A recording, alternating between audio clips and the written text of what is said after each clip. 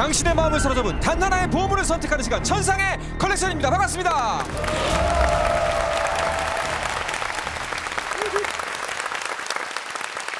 직업 중에 우리나라에서 가장 설명을 잘하는 직업이 무엇이 있을까요?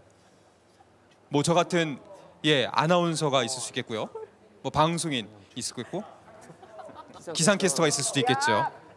하지만 가장 사람들이 잘 받아들이고 이해하기 쉽게 설명한 사람은 바로 선생님이겠죠. 오늘은 스타 강사 세 분이 천상의 컬렉션을 놓고 대결을 펼치게 됩니다.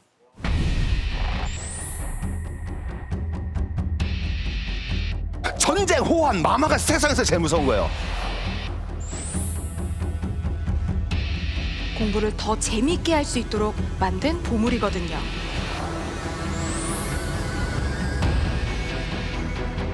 카리스마 값! 누구?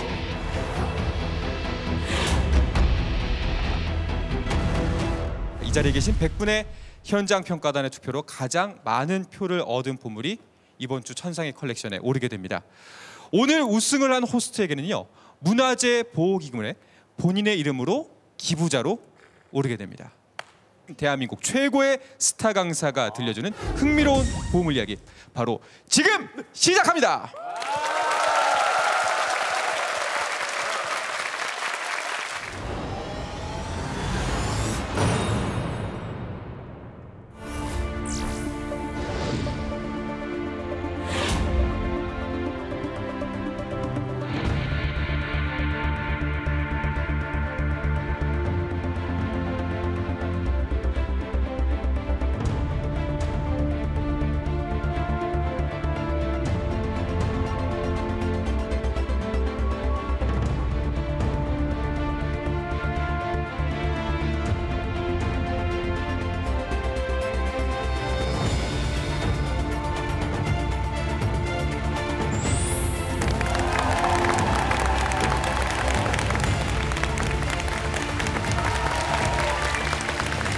안녕하세요. 한국사 길잡이 큰별쌤 최태성입니다. 역사는 최태성!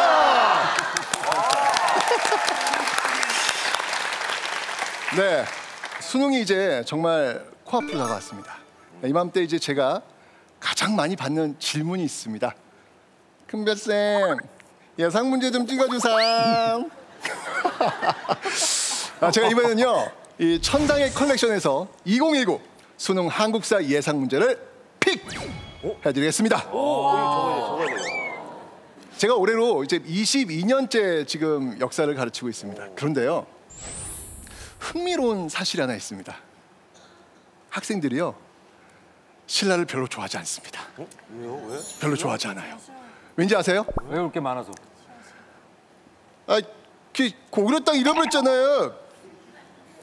그 당나라 외색 끌어들였잖아요. 어떤 학생들은 진지하게 저한테 이렇게 물어보기도 합니다.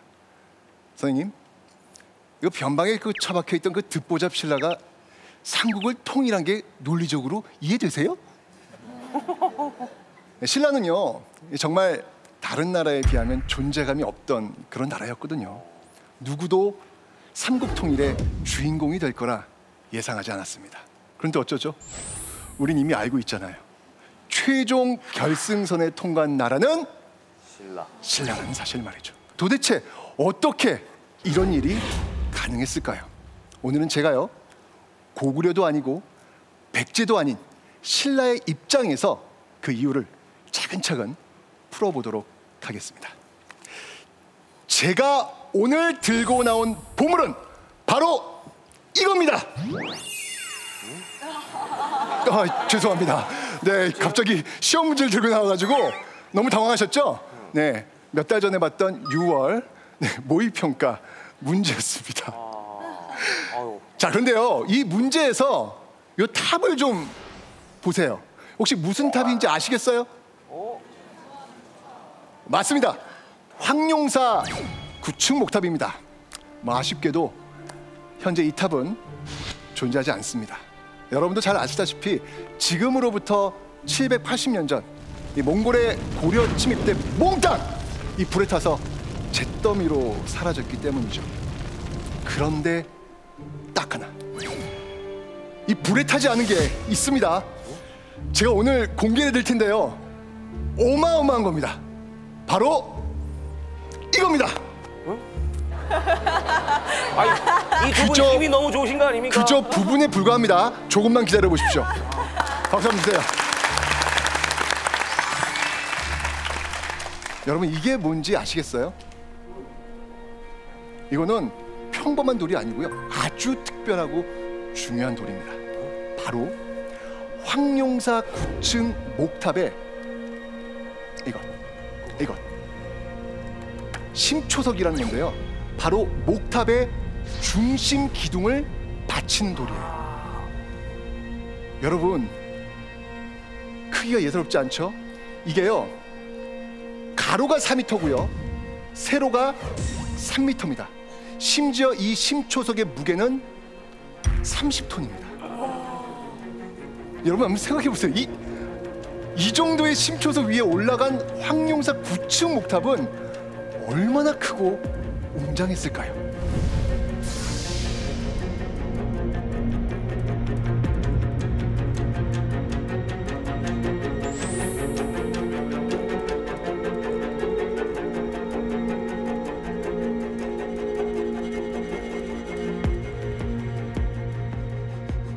여러분, 말로만 들으니까 감이 잘 안 오시죠? 조립식이. 그래서 제가 준비했습니다. 최첨단 디지털 기술로 복원한 신라의 보물 황룡사 9층 목탑입니다. 오메. 우와.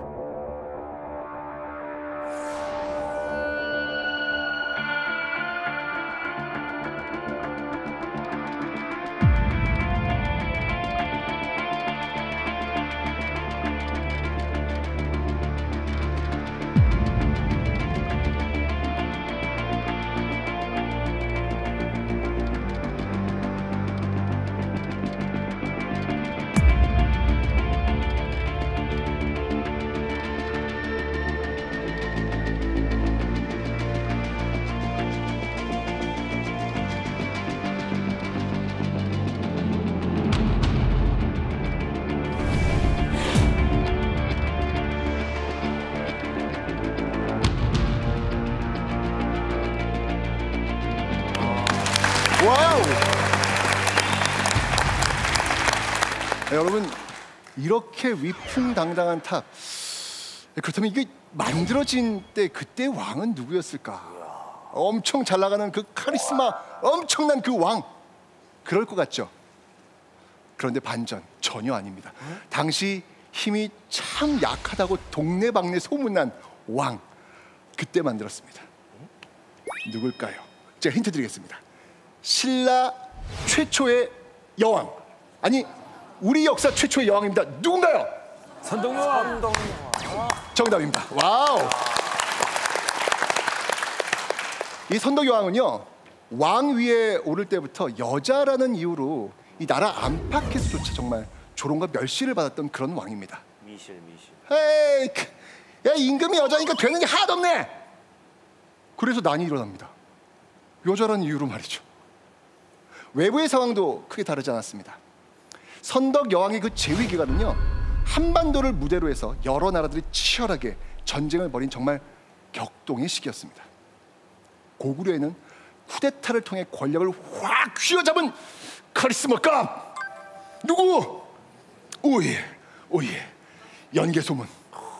이 백제는요, 의자왕이 기세 등등하게 막 신라를 마구 압박해서 목줄을 팍팍 조여오고 있었습니다. 이런 위기 상황을 벗어나기 위해서 선덕 여왕이 급히 중국 당나라의 도움을 요청하면 당태종은 또 이런 모욕적인 말을 해댑니다.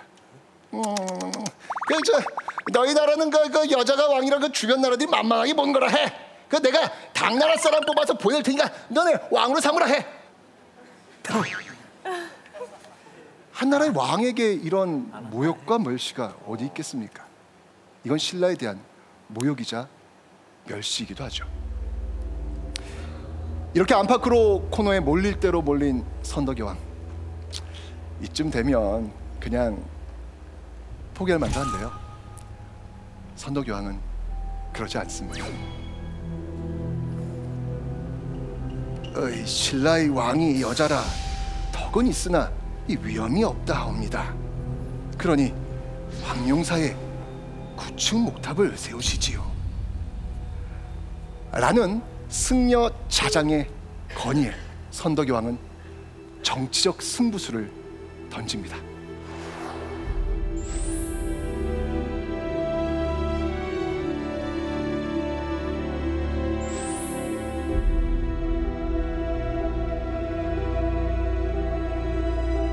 여러분, 왜 굳이 9층이었을까요? 왜 9층이었을까요?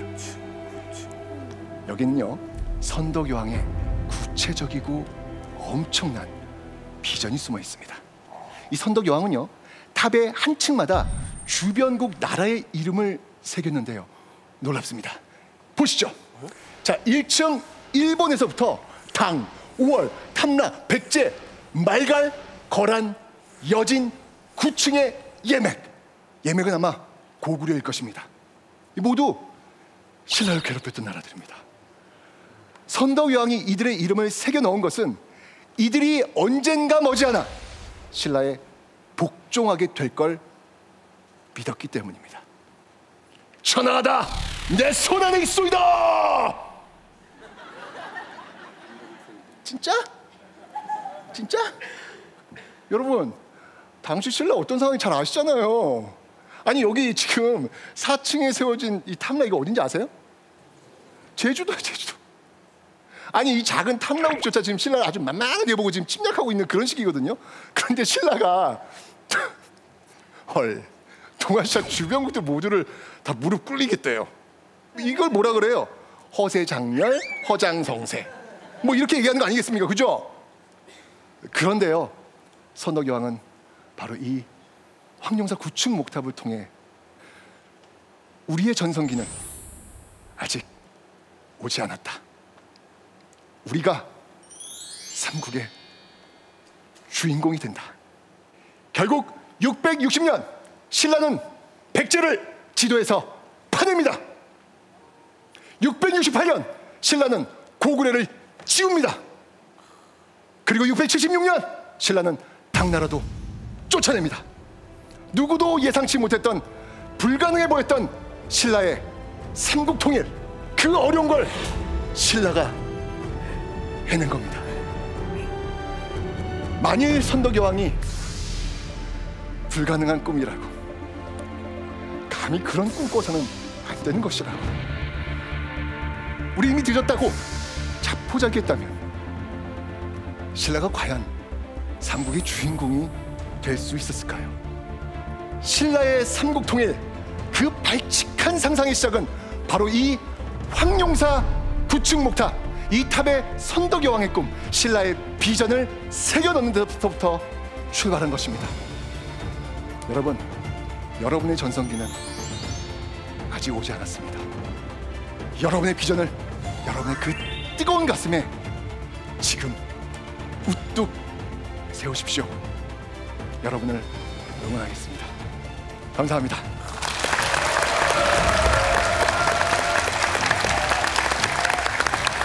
저 오늘 좀 느꼈던 건데, 네. 어느 분께 실례인지는 모르겠습니다만 두 분이 좀 닮으셨어요.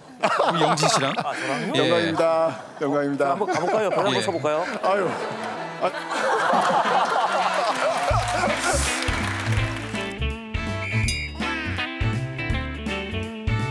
여러분, 이걸 알아셔야 돼요. 제작비를 아셔야 돼요. 박영기 씨 어떠셨어요? 아, 1등입니다. 1등입니다, 1등. 볼 것도 없어요. 예. 아, 진짜 그 큰별 선생님, 큰별 쌤답게 스케일이 정말 크네요. 예, 어마합니다. 예. 제가 처음으로 네네. 그 성인이 된 이후에 처음으로 수능을 다시 한번 보고 싶다. 예, 이런 생각을 해봤어요. 진짜 귀에 쏙쏙 들어오죠. 사실 우리 패널 중에서 선생님 인강 뭐 강의 들은 사람은 사실 저밖에 없을 것 같은데. 진짜예요? 저는 고등학생 때 수능 공부하면서 선생님 강의 들으면서 공부했거든요. 근데 제가 한국사랑 근현대에서 만점을 받았어요. 저를 해야 되겠네. 아유, 감사합니다. 아유. 아니, 한국 한국사를 만점을 받았는데 왜 기상캐스터가 됐을까요? 그래서 저는 이제 역사 캐스터입니다. 근데 이제 그 9층 탑이 이제 불 나고 나서 계속 그 터가 비어 있었던 건가요, 혹시? 60년대까지는 민가들이 조성이 돼 있어갖고 한 뭐 그 동네 되게 넓잖아요. 한 100여 채 정도 있었다고 그럽니다. 뉴타운이 형성이 됐었네요. 고고학교에서도 와 이게 더 이상 방치가 되면 안 되겠다라는 판단이 들어서 민가를 다 이제 철수시키고 거기 부지를 매입을 해요. 근데 그 와중에 정말 나쁜 사람들이 있어요, 진짜. 도굴꾼들이 여기서 나쁜 짓을 합니다. 거기 보면 이제 이 윤 씨라고 하는 사람이 있었는데 박물관에 그 경비원으로 한 10년 근무하는 사람이 있었는데 이 사람이 어떻게 보면 도굴범이었던 거예요. 근데 완전 고향 앞에 생선을 맡긴 격이 된 거죠. 거기서 배운 게 도둑질인 거죠. 그래서 이제 훔쳐갔다고 볼 수가 있는 거죠. 진짜 이해가 안 되네. 근데 저 돌이 어마어마하게 무거울 거 아니에요. 그 사리개를 훔치려면 저 위에 있는 뚜껑돌을 들어 올려야지만 도구를 할 수 있는데 어떻게 들어 올렸죠? 혹시 그 공업용 잭 알아요, 잭? 왜 유압기 같은 거 있잖아요. 이거 틈에다 이렇게 딱 끼고 여러 개 쭉 한 다음에 쭉 올리는 거예요. 어떻게 그렇게 잘하십니까? 예.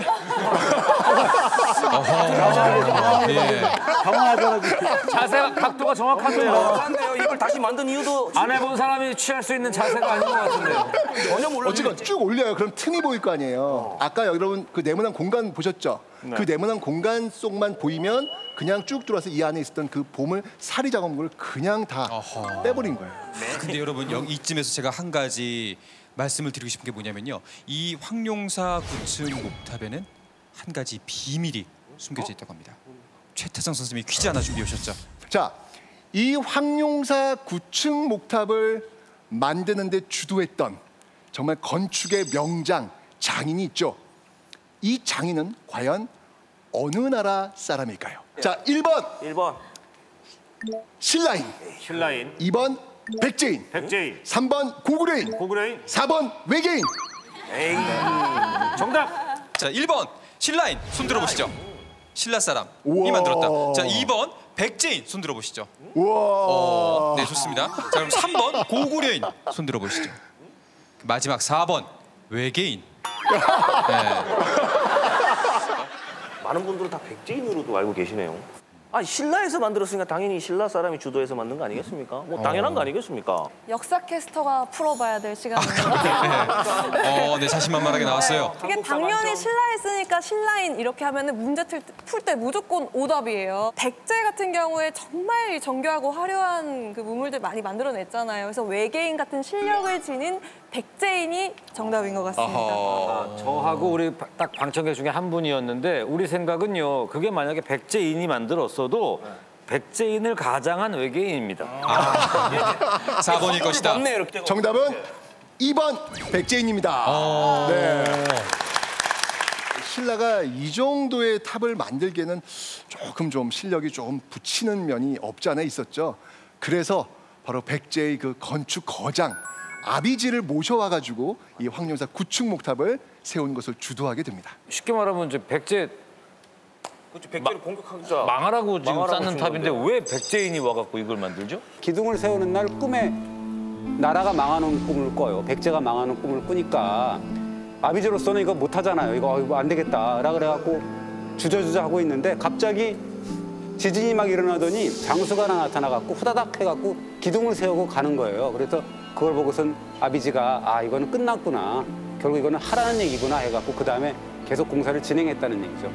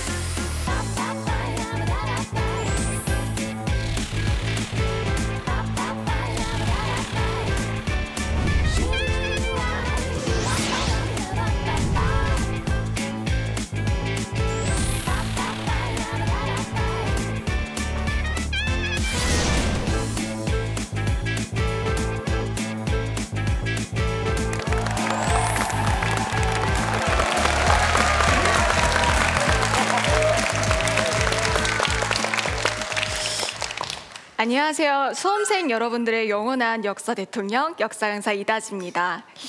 저는 강의를 할 때마다 가장 고민하는 게 하나 있는데요. 어떻게 하면 같은 내용도 학생들이 더 재밌게 들을까 하는 거예요. 그런데 옛날 사람들도 다 비슷했던 것 같습니다. 제가 오늘 소개할 보물도 공부를 더 재밌게 할 수 있도록 만든 보물이거든요. 바로 이건데요. 어떠세요? 이게 뭔가 싶으시죠? 가로 70cm, 세로 90cm 크기에 네모칸 119개가 그려져 있고 그 안엔 깨알 같은 글씨들로 가득한데요. 바로 조선시대에 만들어진 보드게임입니다. 게임 방법은 되게 간단해요. 이 주사위를 던져서 정해진 목적지에 가장 먼저 도착하는 사람이 승리하는 게임입니다. 그런데 이 주사위에는 우리가 잘 알다시피 숫자가 아니라 사위제, 행경성 이렇게 6글자가 쓰여 있어요. 처음 주사위를 굴려서 나온 글자에서 게임을 시작하면 되는 거죠. 혹시 오늘 오신 분들 중에서 저를 도와 이 주사위를 돌려주실 분이 계실까요? 세 번째 줄의 여학생. 네. 나와주시겠어요?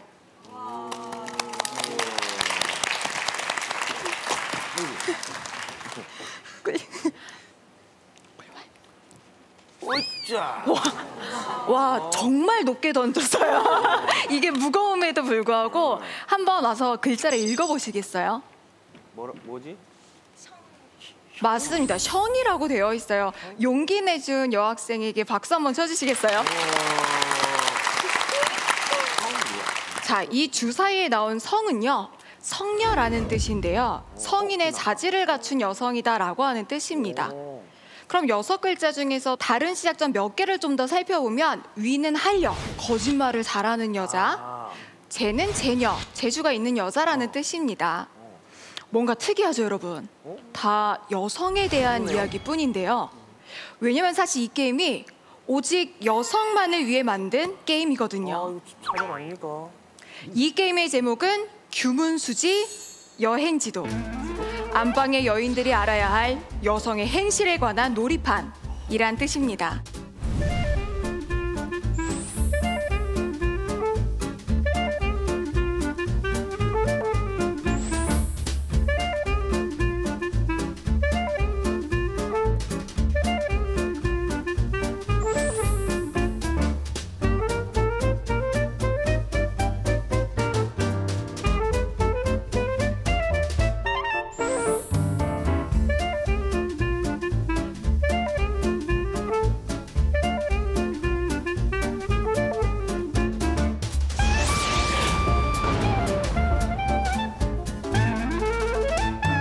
먼저 본받아야 할 여성입니다.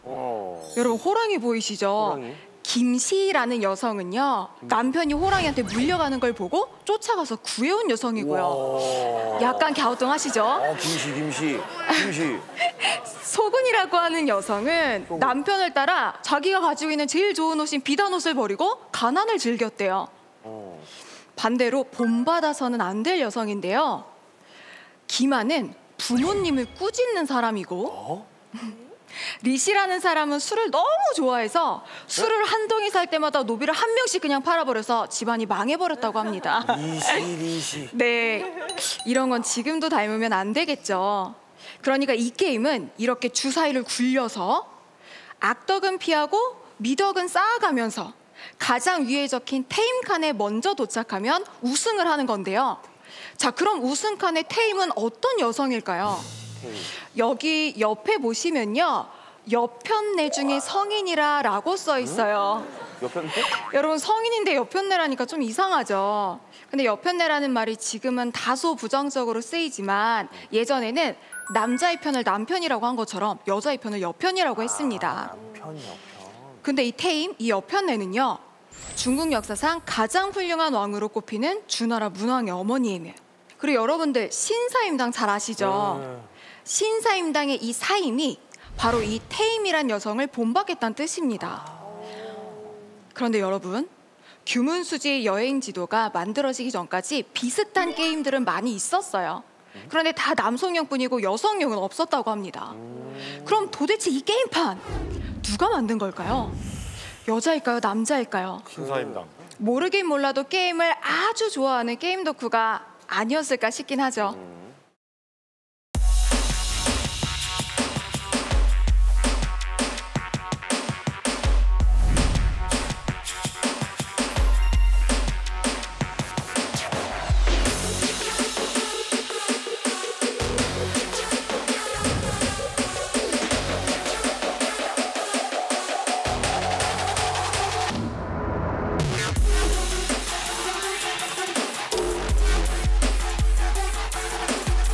지금까지 없었던 새로운 게임을 만든 주인공은요. 여기 게임판 한가운데 떡하니 적혀 있습니다. 이 여행도는 인현왕후가 손수 만들어서 네, 인현왕후. 여러분이 잘 아시는 숙종의 갭이 그 인현왕후입니다. 너무 의외죠. 엄청 근엄하고 고상하기만 할 것 같은 왕비가 보드게임을 만든 덕후였다니. 그런데 여러분, 인현왕후가 이런 게임을 만든 데는 다 이유가 있었습니다. 이유를 알아보기 위해 다시 주사위를 굴려볼까요? 혹시 홍경민 씨 한번 굴려주시겠어요? 이거 예 무인도에서 쉬었다가 했으면 좋겠는데. 와, 정말 잘 굴리셨는데요. 예. 요게 나와서 게임판을 돌렸다고 하면 게임에서 패배하십니다. 뭐야 이거?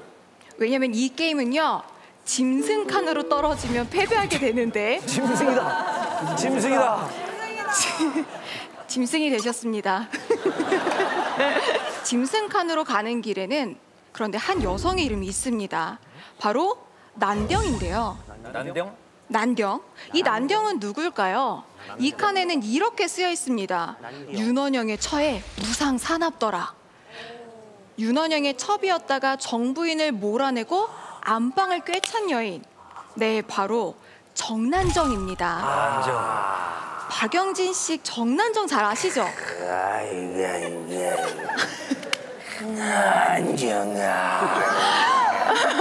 그런데 인현왕후는 왜 정난정을 짐승에 비유했을까요?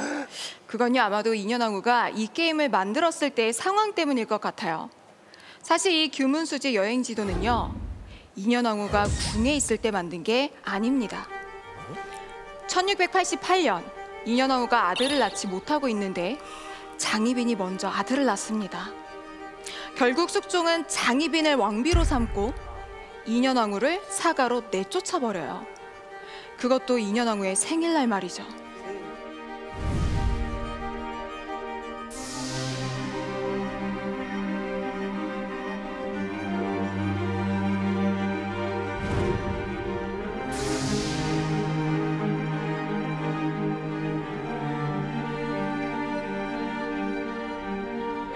장희빈에게 왕비 자리를 뺏긴 인현왕후는 정부인을 내쫓고 안방마님이 된 정난정을 보면서 사실 남일 같지 않다고 느꼈을 거예요.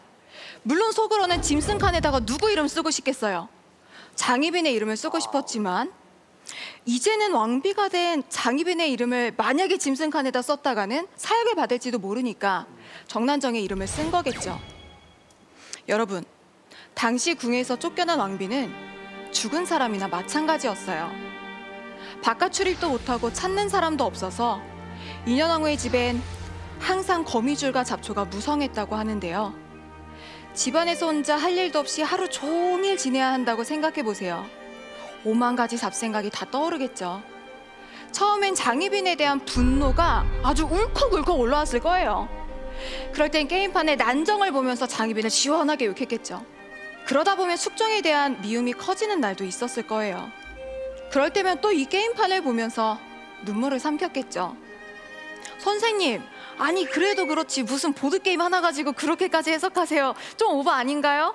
이렇게 생각하시는 분들도 계시죠. 그런데 제가 이렇게 말하는데도 그럴 만한 이유가 있습니다. 인현왕후는 사가에서 무려 5년을 지내고 마침내 왕비 자리로 돌아가는데요. 돌아가기 전 집안의 남동생에게 이런 당부를 남깁니다. 이 여인도를 두껍게 배접하여 두었다가 내가 입궁한 뒤에는 내 얼굴 보듯 대하라. 여러분, 한나라의 국무에서 폐서인이 된 순간 인현왕후의 심정이 어땠을까요? 말 그대로 나락으로 떨어지는 것 같았겠죠. 하지만 그 순간 와르르 무너지지 않고 다시 궁으로 돌아갈 수 있었던 건 인현왕후가 다른 건 다 잃었어도 그녀의 자존감만은 잃지 않았기 때문이었습니다. 왕비든 패서인이든 한 인간으로서 자신이 가진 가치들을 여기 네모 칸에 하나하나 채워가면서 말이죠. 제가 오늘 시험에도 나오지 않는 이 게임판을 보물로 소개를 해드린 것도 제가 가르치고 제가 너무나 아끼는 우리 학생들이 어떤 상황에서도 자존감을 잃지 않았으면 하는 바람 때문이었습니다. 인현왕후가 사가에서 보낸 5년 동안 그랬던 것처럼요. 인현왕후의 자존감을 지켜준 보물, 규문수지 여행지도였습니다.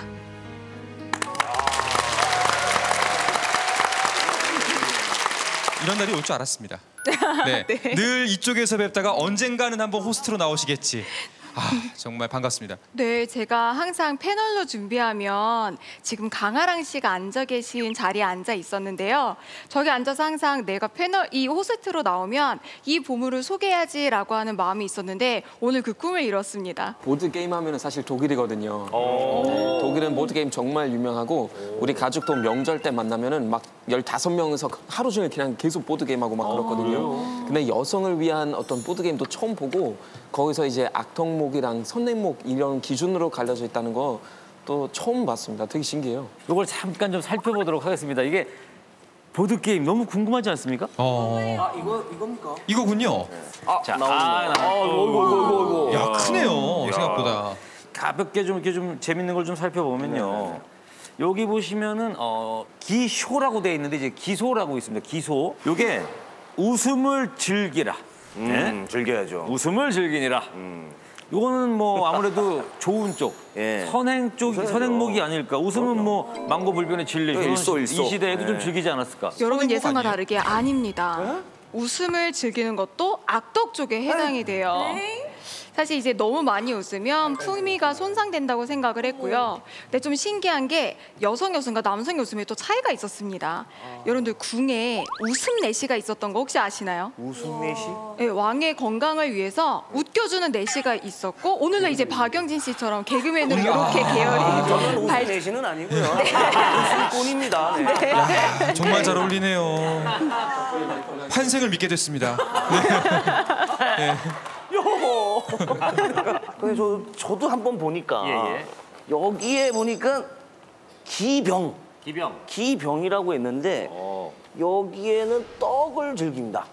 이렇게 됐거든요. 이건 선행목 아닐까요? 왜냐면 떡은 이제 한국 전통 뭐 과자 하면 과자 뭐 간식이잖아요. 그러면은 약간 우리 문화를 즐긴다는 그런 개념으로 좀 선행목 아닐까요? 근데 그거는 착각이죠. 왜 그러냐면 떡이라는 게 뭐예요? 그러니까 쌀로 우리가 만들 수 있는 거는 밥을 만들어야 되잖아요. 밥을 먹어야 되니 끼니로. 근데 떡을 만든다는 거는 간식이잖아요. 간식은 뭐예요? 군것질이고 사치란 말이에요. 그러니까 나쁜 의미가 담겨져 있는 거죠, 그것이. 그전 시대 여성들이 살기 힘들었을 것 같아요. 저는 웃는 것도 막 허탕하게 웃고 떡도 좋아하고 하니까 그때 당시였으면 아주 나쁜 여자였을 것 같아요. 궁금한 건 말이죠. 인현왕후가 이 놀이를 만들었을 때, 이 보드 게임을 만들었을 때 도대체 왜 만들었을까요? 다니엘 씨 생각은 어때요? 개발자의 어떤 의도가 항상 담겨져 있을 것 같아요. 게임이라는 건 국가의 어머니로서 약간 자기 의무를 다하려고 그래도 교육 목적으로 만들지 않았을까요? 교육일 수도 있는데 이게 그 굉장히 힘든 시간이었잖아요. 궁에서 쫓겨나 있는 시절이었기 때문에 그래도 나는 장희빈 같은 사람은 아니다. 이런 어떤 그 본인의 어떤 아까 말씀하신 자존감이나 마인드 컨트롤을 위해서 늘 이 게임을 보면서 그리고 이 그림을 보면서 해야 할 일과 하지 말아야 할 일을 스스로를 다잡는 어떤 자기 반성, 자기 성찰, 이런 거 아니었을까? 이걸 보면은 이걸 계속 보다 보면 장희빈 적용용이라는 느낌이 들어요. 왜냐하면 악행목이라는 데를 보시면은 귀신을 섬기지 말 것, 거짓말을 하지 말 것이라고 하는 그런 언어들이 나오거든요. 아무래도 그렇지 않았을까 하는 질문을 한번 던져봅니다. 요즘으로 치면은 일종의 언론 플레이, 언플 이렇게 말하잖아요. 중전을 대놓고 욕할 수 없으니까 게임으로 돌려서 저 장희빈 진짜 나쁜 여자야 이렇게 말하고 싶었던 것 같아요. 그 뭐 당시에도 뭐 이런 이런 전래동요가 유행을 했다 그러더라고요. 미나리는 사철이요, 장다리는 한철이다. 이런 전래동요. 이런 거 다들 아시죠? 이런 노래가 네. 유행을 했다고요? 유행을 했습니다. 뮤직뱅크 차트에도 올라가지 않았었나? 아니 이런 노래도 유행하는데 내 노래는 왜 유행을 안 할까요? 야. 그런데 실제로 우리가 아는 인현왕후랑 장희빈 이야기는요. 당시의 시대 상황은 전혀 무시하고 단순히 선과 악으로 나눈 측면이 있어요. 숙종은 딱 봐서 아 이번에 여당 쪽이 너무 힘이 센 것 같다라고 하면은 장희빈 쪽을 손을 들어주면서 이쪽을 완전 내친 거예요. 그런 다음에 이번에 장희빈 쪽 남인당이 너무 세다 하면은 다시 인현왕후를 등용을 시켜서 장희빈을 완전히 내쫓아버리고 사랑이 아니라 정치를 하면서 요 당 간의 균형을 잡았던 측면도 분명히 있습니다. 인현왕후를 보면 15살에 궁에 들어와요. 왕후가 되고 22살에 쫓겨납니다. 그리고 27살에 다시 들어와요. 그런 다음에 또 7년 만에 돌아가시거든요. 그러니까 그 34살의 어떤 파란만장한 삶인데 그리고 장희빈도 저도 마찬가지지 않습니까? 사랑을 받아서 결국 왕후가 되긴 됐는데 쫓겨나면서 사약을 마시는데 사약을 안 먹으니까 입을 벌려가지고 새 사발을 부었다는 거 아니에요, 남편이. 어떻게 보면 한쪽으로 우리가 역사를 볼 수 있는 건 아닌데 인현왕후도 그렇고 장희빈도 그렇고 굉장히 정치적 희생양이 됐고 남편을 잘못 만난 죄가 아닌가라는 생각이 듭니다.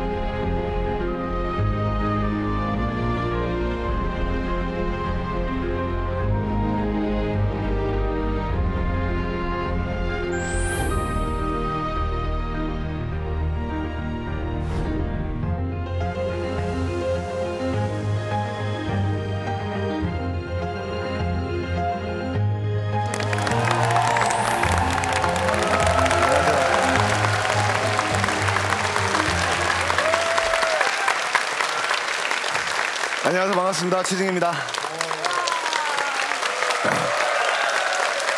자, 제가 오늘 이 자리에 왜 섰을까요? 여러분에게 어떤 이야기를 들려드릴까요? 제가 평상시에 굉장히 존경했었던 조선 중기를 살아갔던 대단하신 분이십니다. 그분에 대한 이야기를 하고자 합니다. 바로 경제 문제인데요. 경제 문제 중에서도 우리가 태어나서 죽을 때까지 절대 피할 수 없는 경제 문제가 하나가 있습니다. 여러분이 제일 싫어하는 문제 뭐죠? 세금. 오케이, 바로 세금에 대한 문제를 말씀드리고자 합니다. 자, 그림 보시면서 우리 한번 가보도록 하겠습니다. 그림 한번 보시죠. 자, 저 그림의 주인공은 바로 조선 중기에 우리나라의 큰 조세제도의 변화를 이끌어냈던 잠곡 김육이라는 분입니다.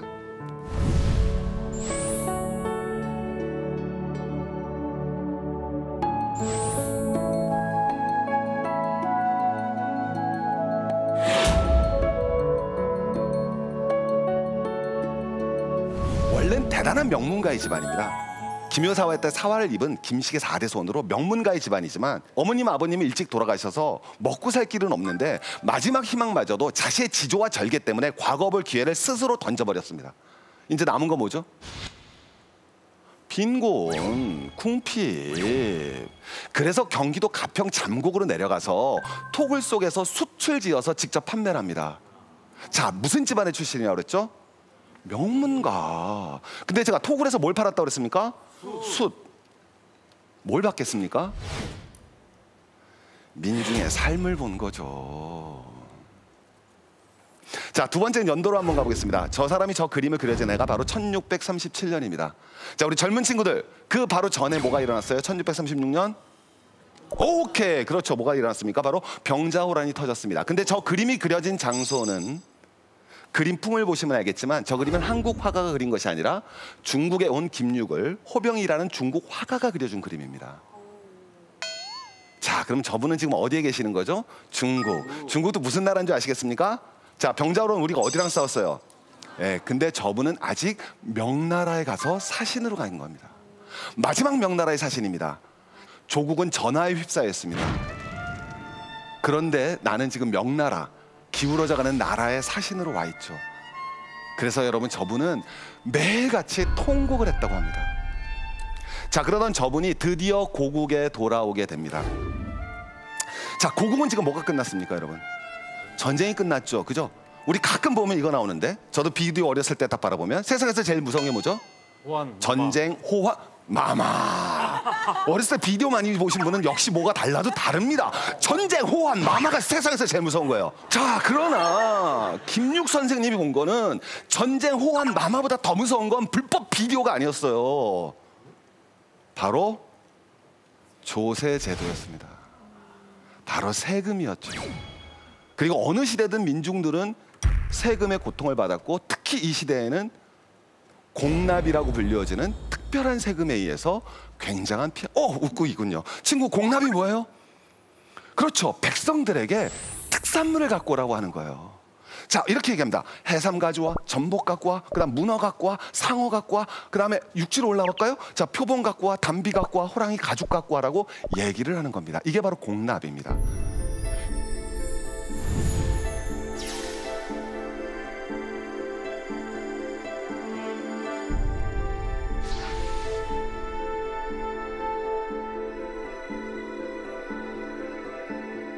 굉장히 맞는 세금 제도일 수 있습니다. 왜? 각지의 특산물을 모아서 국가에서 운영을 해야 되고 왕실에서 필요할 테니까요. 자, 그런데 문제가 발생할 수가 있습니다. 왜? 올해는 이상하게 표범이 안 나타나요. 전복이 없어요, 올해. 그럴 때 있지 않습니까? 우리 횟집 갔는데 전복 먹고 싶은데 전복 떨어질 때도 있잖아요.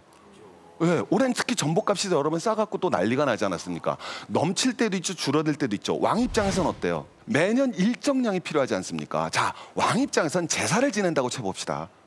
그럼 제사에는 어떤 물품들이 하나도 빠져서는 안 되죠. 근데 풍흉에 따라서 어떤 물건이 빠진다. 왕 입장에서는 괜찮았습니까? 곤란하겠습니까? 곤란하죠. 아, 골치 아픈 거예요, 왕이. 야, 이거 어떻게. 자, 이때 등장하는 아주 대표적인 방법이 바로 방납업자라는 사람이 등장합니다. 야, 이 전복 너무 후져서 왕한테 바칠 수가 없어. 그럼 누구 전복을 줘야 되겠습니까? 방납업자가 가지고 있는 전복을 먼저 왕한테 주는 겁니다. 왕 입장에서는 굉장히 좋죠. 왜? 이제는 풍흉에 상관없이 언제든지 뭐를 받아들일 수 있습니까? 그렇죠. 특산품을 나는 방납업자한테 먼저 받는 거예요. 그럼 왕 입장에서는 걱정할 게 없죠. 그리고 방납업자한테 뭘 주면 되겠습니까?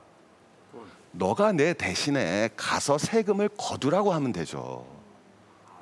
아주 간편한 방식입니다. 자, 그런데 여기서 문제가 발생하겠죠. 방납업자가 그럼 가서 조금 받겠습니까? 왕창 받겠습니까? 그럼요. 자, 나중에는 심지어 무슨 일이 발생하느냐? 내가 산에 사는데 전복을 내라는 얘기가 나옵니다. 어떻게 가서 여러분 캐오겠습니까? 민중은 공납으로 인해서 대단한 피해를 보게 됩니다. 이런 세금의 조세 징수의 문제점, 방납과 공납 제도의 문제점을 바로 김육 선생님이 고국에 돌아와서 뼈저리게 그 민중의 현실을 바라본 겁니다. 그래서 드디어 김육 선생님은 당시 효종이란 왕에게 상소를 올리게 됩니다. 왕이시여, 나를 쓰시려면 이 법을 반드시 받아주셔야 합니다라고 상소를 씁니다. 그리고 일생일대 자기의 관직과 모든 것을 걸고 이 제도에 대해서 목숨을 건 승부를 하게 됩니다. 보시죠.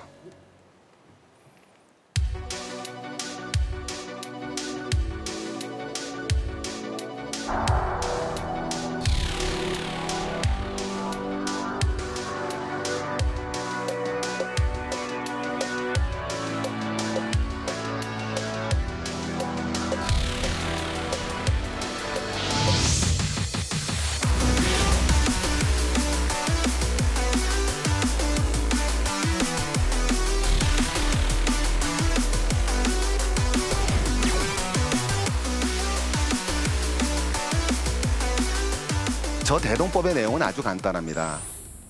이전까지 제가 뭐를 갖고 오라고 그랬죠, 여러분한테? 예, 이젠 특사품 가져오지 말고 쌀로 내라고 하는 겁니다.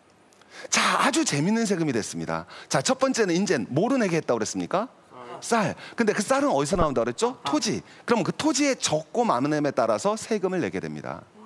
토지가 많은 사람은 세금을 어떻게 내야 될까요?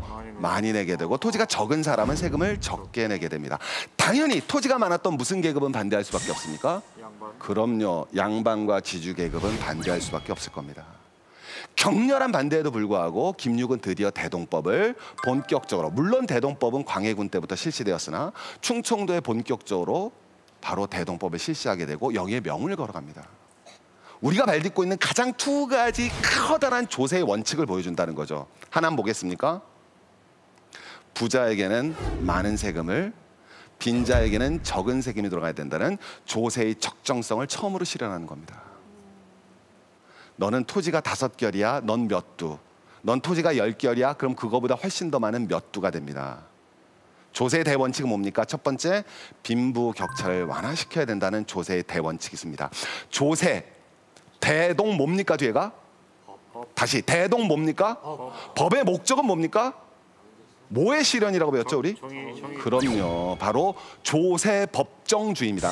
근대 시민혁명 이후에 우리는 조세 법정주의 사회에서 살고 있습니다. 조세는요 대통령도 정할 수 없습니다.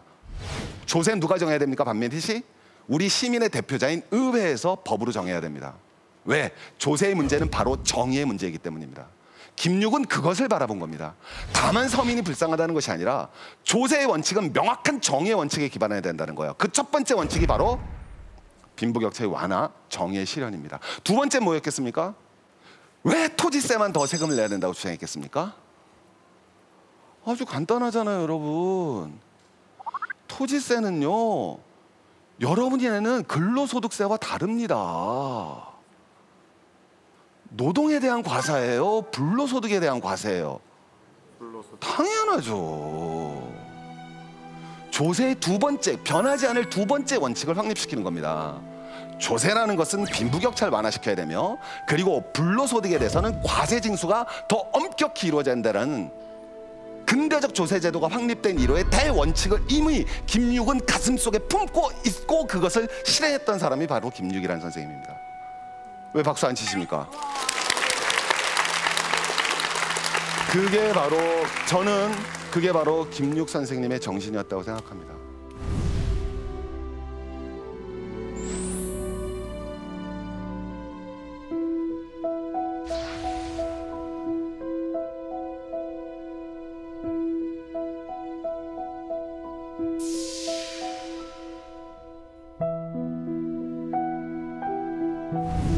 우리 다른 이야기가 아니죠. 지금 이 순간에도 우리는 조세에 대해서 격렬한 사회적 토론이 이루어지고 있습니다. 상소와 자기의 유서까지 해도 대동법을 담았던 김육의 정신이 오늘날 우리가 조세 정의의 원칙을 생각하는 데 있어서 가장 큰 어떤 커다란 울림을 주지 않을까 하는 마음으로서 김육의 송화 한유도를 들고 나왔습니다. 감사합니다, 여러분.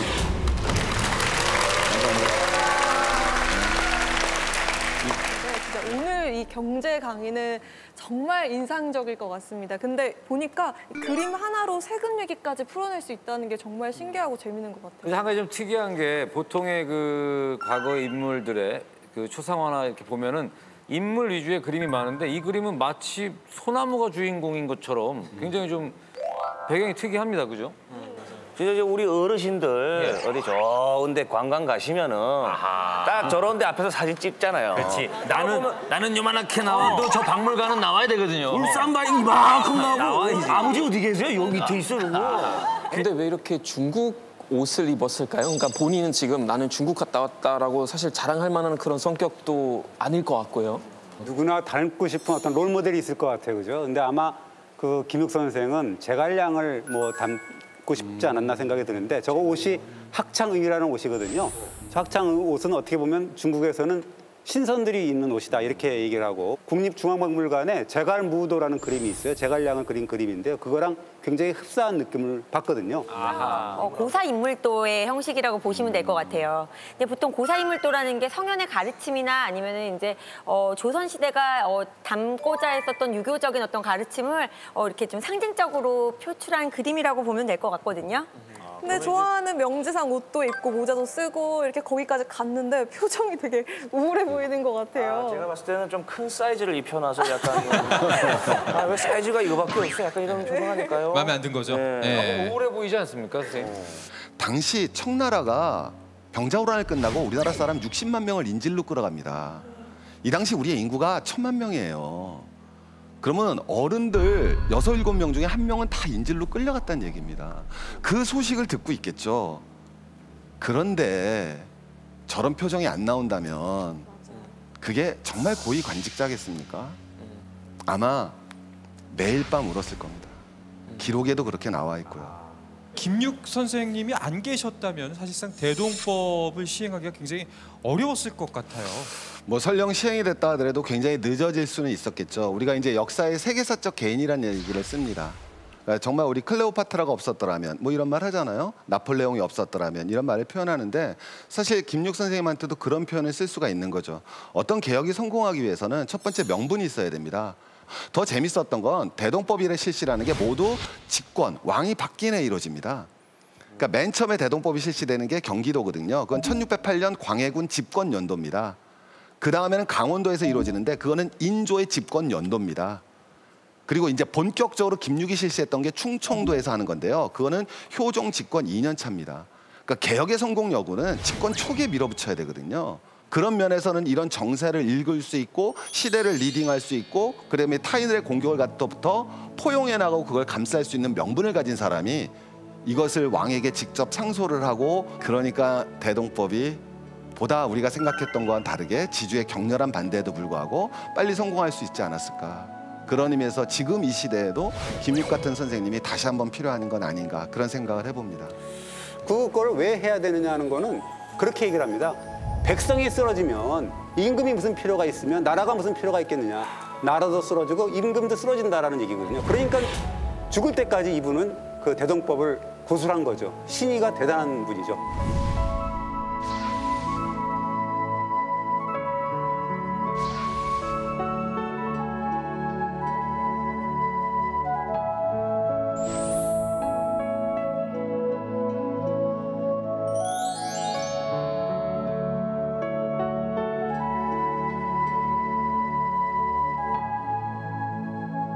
사실 진짜 이런 얘기하면 그렇지만 성함만 들었을 때는 진짜 고기 반찬 좀 드시고 그랬을 것 같긴 한데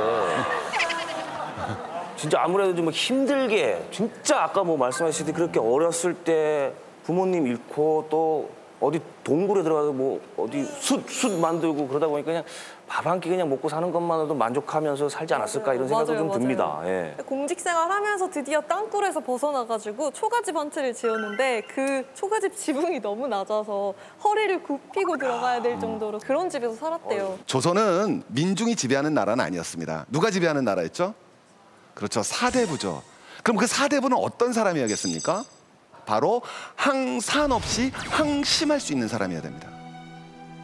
일정한 생업이 없음에도 불구하고 그죠? 충분한 재산이 없음에도 불구하고 내 주머니엔 100원도 없어요. 그러나 나는 바깥에 1000만금이 있더라도 나는 뭐 할 수 없는 사람?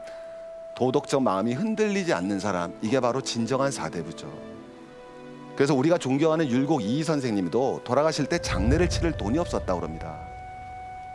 그렇게 높은 벼슬만 수십 년을 하신 분인데도요.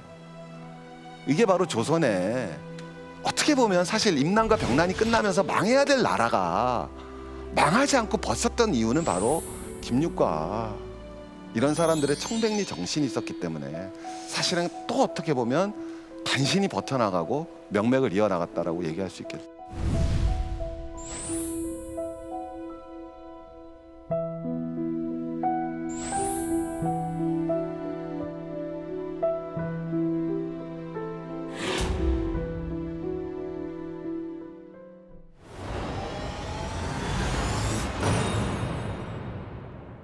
자, 최진기 이다지 그리고 최태성 선생님의 최후의 한마디 만나보도록 하겠습니다.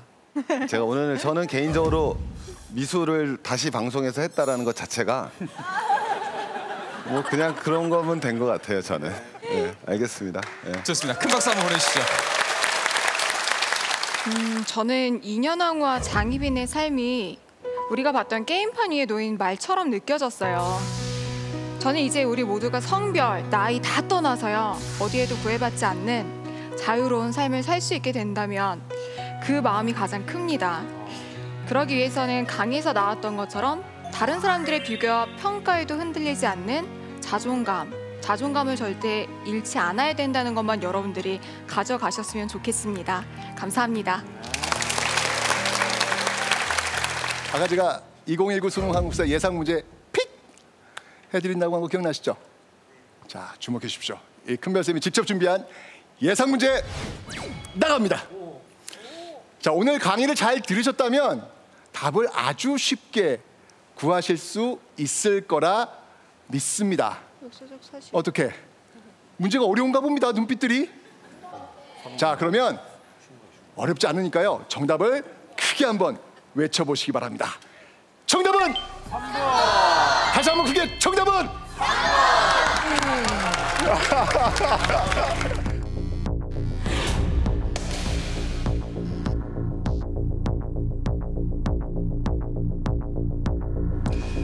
최종 결과 보여주세요.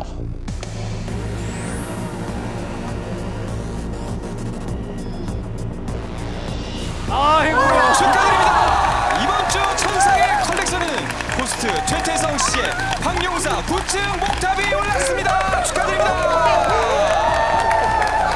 오늘 우승한 호스트 최태성 선생님께서는요, 문화재 보호기금에 본인의 이름으로 기부자로 등록됩니다. 다시 한번 큰 박수 보내주시죠. 감사합니다.